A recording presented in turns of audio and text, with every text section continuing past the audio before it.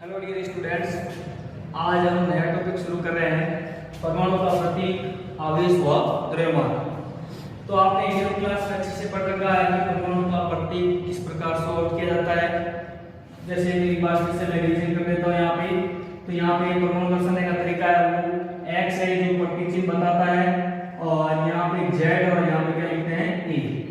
तो यहाँ पे एक्स क्या होता है, वो आपके पास परमाणु का प्रतीक बताता है, और जेड यहाँ पे क्या बताता है, परमाणु क्रमांक या उसमें प्रोटॉनों की संख्या, दोनों एक ही बात है।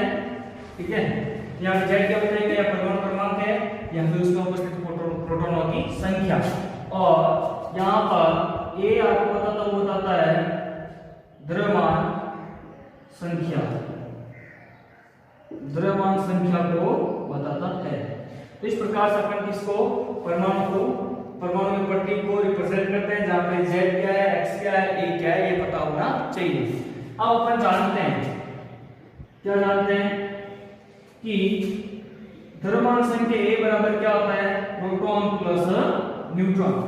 अगर प्रोटॉन और न्यूट्रॉन को मैं ऐड कर देता हूं, वो किसके बराबर होता है, द्रव्यमान संख्या के बराबर। तो यहाँ से न्यूट्रॉन बराबर मैं क्या लिख सकता हूँ, द्रव्यमान संख्या माइनस प्रोटॉन। इस प्रकार मैं न्यूट्रॉन की संख्या भी यहाँ से क्या कर सकता हूँ, ज्ञात कर सकता हूँ। इस रिलेशन से आप क्या ज्ञात कर सकते हैं, ए द्रव्यमान संख्या, पी प्रोटॉनों की संख्या, एन न्यूट्रॉनों की संख्या। किसी भी परमाणु में द्रव्यमान संख्या, प्रोटॉनों की संख्या और न्यूट्रॉनों की संख्या। तो यहाँ से इससे अपन न्यूट्रॉनों की संख्या भी ज्ञात कर सकते हैं, प्रोटॉनों की संख्या ज्ञात कर सकते हैं। अगर दो कोई भी दिया हो, किसी से पूछ रहा हो, तो इस रिलेशन से अपन क्या कर सकते हैं, फाइंड आउट कर सकते हैं। तो इस प्रकार यहाँ से अपन न्यूट्रॉनों की संख्या, प्रोटॉनों की संख्या और द्रव्यमान संख्या निकाल सकते हैं। तो नेक्स्ट देखते हैं अपन, पहला पॉइंट है परमाणु पर आवेश, वो आपके पास की ऊपर कितना होता है, 0। मतलब परमाणु खुद क्या होता है, उदासीन होता है। ठीक है, परमाणु पर जो आवेश है वो क्या होता है, 0 होता है। ना तो पॉजिटिव चार्ज होता है ना नेगेटिव। पॉजिटिव नेगेटिव कब आता है, या हम किसी को इलेक्ट्रॉन देते हैं या फिर किसी वस्तु से इलेक्ट्रॉन लेते हैं। सेकेंड थिंग, नाभिक का आवेश, मतलब उसके नाभिक के ऊपर आवेश कितना हुआ, तो वो आपके पास की ऊपर क्या होता है, प्लस जेड। ठीक है, यहाँ नाभिक के आवेश प्लस जेड। थर्ड थिंग देखते हैं, थर्ड चीज, वो आपके पास परमाणु का द्रव्यमान, परमाणु का द्रव्यमान। तो देखिए परमाणु द्रव्यमान किस प्रकार निकालेंगे, तो अपन इसको किससे रिप्रेजेंट करते हैं, ए, परमाणु द्रव्यमान कैपिटल एम से लिख लेते हैं। अब आपको पता है कि यहाँ पर ये मेरे पास कोई भी परमाणु है, तो परमाणु है, तो परमाणु के कोष के अंदर इलेक्ट्रॉन, और ये आपके पास नाभिक के अंदर क्या होता है, प्रोटॉन और न्यूट्रॉन। तो सीधी सी बात है, परमाणु का द्रव्यमान निकालना है, तो होल परमाणु का द्रव्यमान, इसका मतलब जो नाभिक का द्रव्यमान होगा वही क्या होगा, होल परमाणु का द्रव्यमान, मतलब कुल परमाणु का द्रव्यमान होगा। ये आपके पास 11 चैप्टर में नाभिक के अंदर चैप्टर उसके अंदर पढ़ोगे किस प्रकार ये पूरा यहाँ पे द्रव्यमान इसके अंदर केंद्रित होता है, जो थ्योरी है वो वहां से मिलेगी। तो अपन यहाँ पे लेके चलते हैं किसका पूरा द्रव्यमान, नाभिक का। तो सीधी सी बात है, नाभिक के अंदर क्या क्या, प्रोटॉन और न्यूट्रॉन। और आपको पता है क्या कि प्रोटॉन का द्रव्यमान किससे रिप्रेजेंट है, मास ऑफ प्रोटॉन Mp, और न्यूट्रॉन का द्रव्यमान से मास ऑफ N। प्रोटॉन का द्रव्यमान 1.672 into 10 की पावर -27 किलोग्राम, और इसका 1.675 into 10 की पावर -27 किलोग्राम। तो अब यहाँ पे आपको नाभिक का द्रव्यमान निकालना है। तो नाभिक का द्रव्यमान, तो परमाणु द्रव्यमान किसके बराबर हो जाएगा, नाभिक का द्रव्यमान। तो नाभिक का द्रव्यमान किसके बराबर होगा, होगा प्रोटॉनों का द्रव्यमान प्लस न्यूट्रॉनों का न्यूट्रॉनों का द्रव्यमान, ठीक है। तो अब जब नाभिक का द्रव्यमान परमाणु द्रव्यमान बोल सकते हैं, तो इसे रिप्रेजेंट करते हैं कैपिटल M से, तो इसको है कैपिटल M।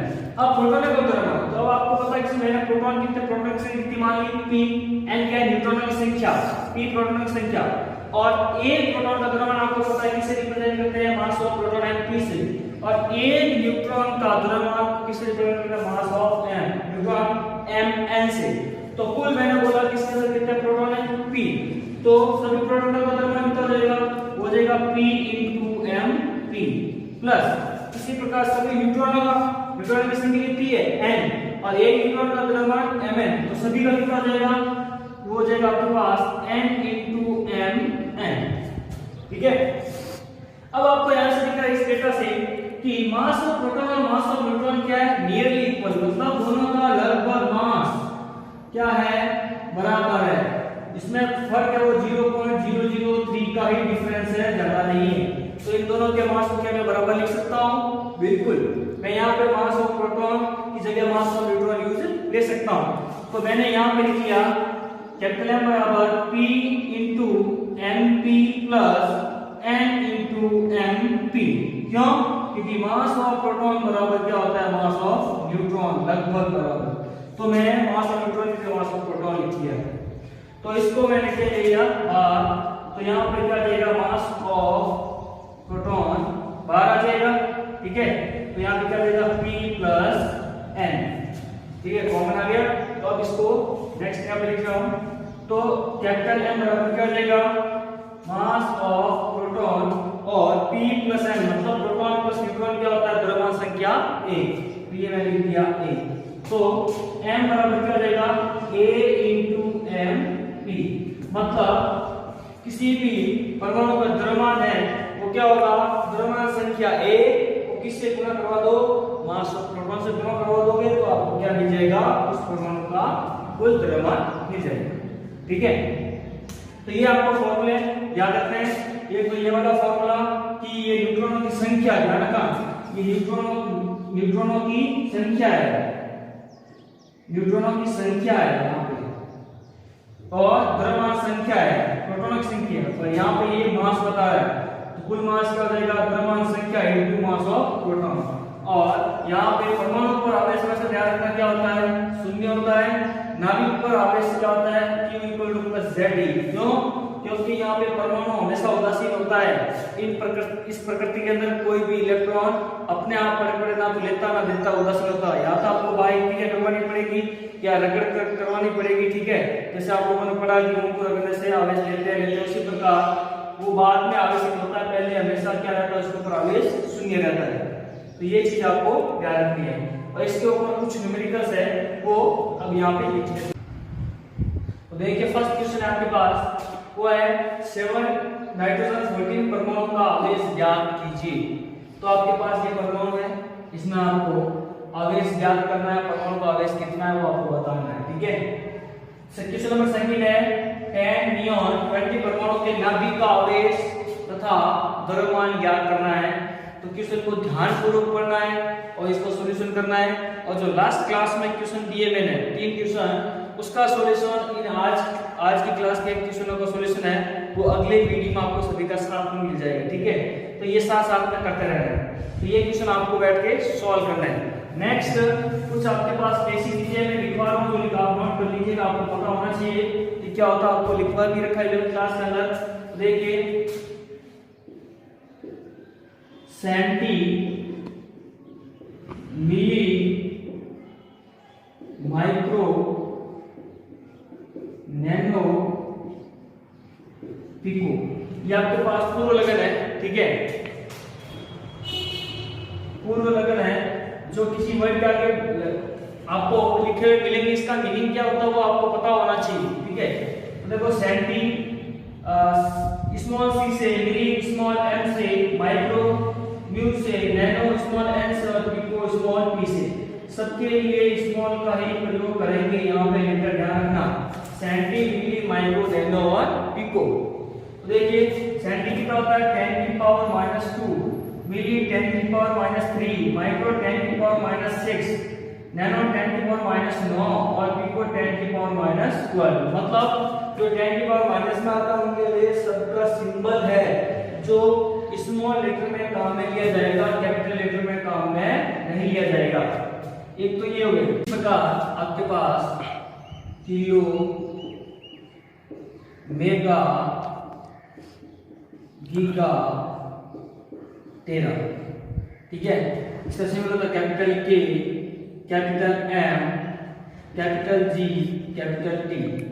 देखिए ये पूर्ण लेंगे, इसका मतलब क्या होगा, किलो का मतलब 10 की पावर 3, गीगा का मतलब 10 की पावर 6, गीगा का मतलब 10 की पावर 9 और इसका मतलब 10 की पावर 12, 13 का मतलब। तो ध्यान रहे किलो, मेगा, गीगा, टेरा इनको कैपिटल से लिखिए, मतलब जो भी 10 की पावर प्लस में आ रहा है उन सब के सिंबल कैपिटल लेटर में होंगे और जो भी 10 की पावर माइनस में आ रहा है उनके सब के सिंबल स्मॉल लेटर में होंगे, ठीक है। तो ये आपको ध्यान रखना है, ये आगे आपको न्यूमेरिकल सॉल्व करने में काम आएंगे। तो देखिए नेक्स्ट आपके पास है, नेक्स्ट टॉपिक आपके पास अल्फा कण। तो देखिए अल्फा कण होता क्या है, तो पहले डेफिनेशन देख लेते हैं। द्विधनावेशी तल, द्विधनावेशी तल हीलियम आयन को, हीलियम आयन को अल्फा कण कहते हैं। तो देखिए ध्यान से, द्विधनावेशित हीलियम आयन को अल्फा कण कहते हैं। मतलब हीलियम, हीलियम कितने होता है, हीलियम हाइड्रोजन, उसका परमाणु क्रमांक 2, ठीक है। तो ये मेरे पास हीलियम है जिसका परमाणु क्रमांक 2 और द्रव्यमान कितनी हो गई 4। तो ये मेरे पास हीलियम है। अगर मैं इनकी क्लास की बात करता हूं, ये मेरे पास क्लास होगी, तो आपको पता है कि पहली क्लास, ये पहली क्लास कितने इलेक्ट्रॉन होते हैं 2, इसके पास 2 इलेक्ट्रॉन, 2 ही कहां है, बाह्य कोश में। तो द्विधनावेशित हीलियम, तो धनावेशित कब होगा, जब ये किसी को क्या करेगा, इलेक्ट्रॉन देगा। तो अगर ये दोनों के दोनों हीलियम इलेक्ट्रॉन किसी को क्या कर देता है, डोनेट, तो डोनेट करते वक्त बचेगी क्या, 80% आपके पास इसका नाभिक बचेगा, ये खाली बचेगा, इसके पास कोई इलेक्ट्रॉन नहीं। तो द्विधनावेशित हीलियम आयन को अल्फा कण कहते हैं। अगर ये हीलियम है जो अपने दोनों के दोनों इलेक्ट्रॉन क्या कर देता है, दोनों के दोनों इलेक्ट्रॉन त्याग देता है, डोनेट, ठीक है। तो जो आपके पास नाभिक बनेगा वो आपके पास किसका नाभिक होगा, अल्फा कण का नाभिक होगा। इसको लिखते हैं हीलियम प्लस 2, क्योंकि यहाँ प्लस 2 मतलब इसने क्या किया, 2 इलेक्ट्रॉन डोनेट कर दिए। तो अर्थात इसका मतलब क्या, अर्थात यदि हीलियम परमाणु अपने दोनों इलेक्ट्रॉन त्याग देता है तो वह क्या बन जाता है, अल्फा कण बन जाता है। तो ये आपके पास क्या हो गया, अल्फा कण हो गया। अब देखिए अल्फा कण बन गया, अब इसके अल्फा कण के नाभिक के ऊपर आवेश की बात करते हैं, इसके द्रव्यमान की बात करते हैं। तो सीधी सी बात है, आपको पता, आपने अभी पढ़ा है कि नाभिक का आवेश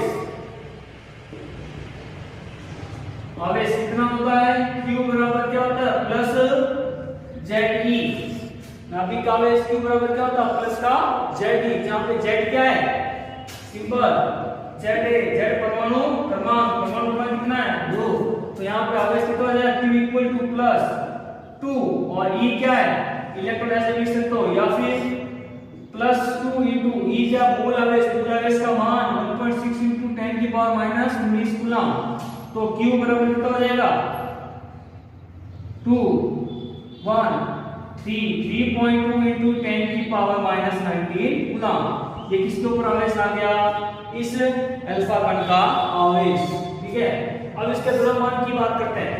द्रव्यमान तो आपको पता है कि नाभिक का द्रव्यमान क्या होता है, वो यहाँ पर लिख लेता हूं। तो कैपिटल M से रिप्रेजेंट क्या होता है, अभी फॉर्मूला निकाला आपने, वो था आपके पास A into mass of proton, ठीक है। तो मास, द्रव्यमान नाभिक का अल्फा कण का, अपन बात किसकी निकाल रहे हैं, बात कर रहे हैं अल्फा कण की, तो ये सारा आवेश अल्फा कण का भी निकाल रहे हैं नाभिक पर, और द्रव्यमान भी यहाँ पे अल्फा कण का ही निकाल रहे हैं, ठीक है। तो अल्फा कण का द्रव्यमान कितना हो जाएगा, लिख लीजिए यहाँ पर ऊपर द्रव्यमान। द्रव्यमान फॉर्मूला आपको पता है, capital M equal to capital A into mp। तो यहाँ पे ये क्या द्रव्यमान संख्या। अब द्रव्यमान संख्या यहाँ पे कितनी है, हीलियम की 4, तो कितना हो जाएगा 4 इनटू mp। तो मास ऑफ इसका अल्फा कण कितना हो जाएगा 4 इनटू मास ऑफ प्रोटॉन कितना आता है 1.672 इनटू 10 की पावर -27 किलोग्राम। इसको मल्टीप्लाई कर लीजिएगा, कितना जाएगा 4 की 8,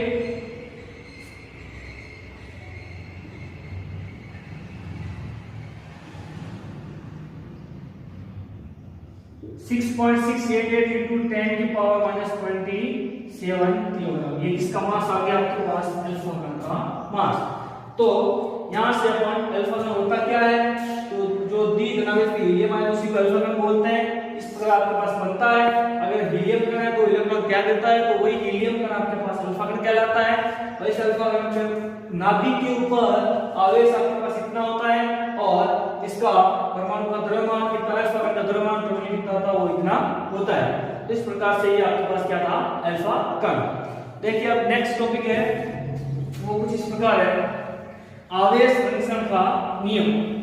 तो देखिए संरक्षण का नियम की बात आते ही आप एक चीज समझ जाते हो कि संरक्षित का मतलब होता है कंजर्वेशन। कंजर्वेशन का मतलब वो प्रकृति के अंदर निश्चित है, ना तो उसको उत्पन्न किया जा सकता है, ना ही उसको डिस्ट्रॉय किया जा सकता है, सिर्फ और सिर्फ एक रूप से दूसरे रूप में ट्रांसफर कर सकते हैं। नेक्स्ट आपके पास टॉपिक है आवेश संरक्षण का नियम।